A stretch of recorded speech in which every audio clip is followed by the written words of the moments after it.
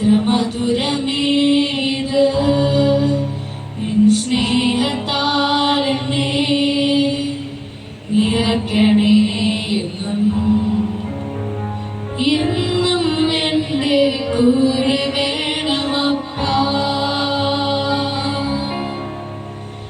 എപ്പോഴും എൻ്റെ കൂടെ വേണമപ്പാ, എന്നും എൻ്റെ കൂടെ വേണമപ്പാ, എപ്പോഴും എൻ്റെ കൂടെ വേണമപ്പാ. Praise the Lord. Hallelujah.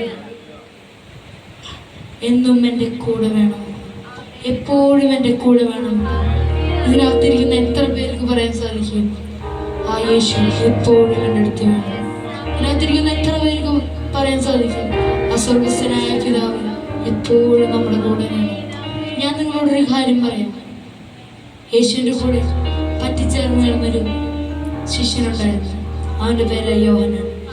യേശുവിൻ്റെ കൃഷികാരണ സമയത്ത് എല്ലാ ശിഷ്യന്മാരും ഓടി ഒളിച്ചപ്പോഴും യോഹന്നാൻ മാത്രം ആ ക്രൂശിൻ്റെ അടുക്കലുണ്ടായിരുന്നു. എല്ലാ ശിഷ്യന്മാരും മരിച്ചുപോയി. യോഹന്നാൻ മാത്രം വയോവൃദ്ധനായി മരിച്ചു. കാരണം യേശുവിൻ്റെ കൂടെ പറ്റിച്ചേർന്ന് കിടന്നുണ്ട്. ഇതിനകത്തിരിക്കുന്ന എത്ര പേർക്ക് പറയാൻ സാധിക്കും ഞാൻ യേശുവിൻ്റെ കൂടെ ചേർന്നിരിക്കും? ഇതിനകത്തിരിക്കുന്ന എത്ര പേർക്ക് പറയാൻ സാധിക്കും ഞാൻ ആ യേശുവിൻ്റെ കൂടെ, യേശുവിൻ്റെ മാറിനോട് ചേർന്നിരിക്കുന്നു? നമ്മൾ ആ യേശുവിനെ പാടി ആരാധിക്കാൻ പോവുകയാണ്. എല്ലാ സ്തുതികൾക്കും എല്ലാ പുകഴ്ചയ്ക്കും യോഗ്യനാവും മാത്രമേ ഉള്ളൂ. എന്നും എൻ്റെ കൂടെ വേണമപ്പ, എപ്പോഴും എൻ്റെ കൂടെ വേണമപ്പ. ഈ വരികളുടെ അർത്ഥം മനസ്സിലാക്കി നമുക്ക് ആ ദൈവത്തെ പാടി ആരാധിക്കാം.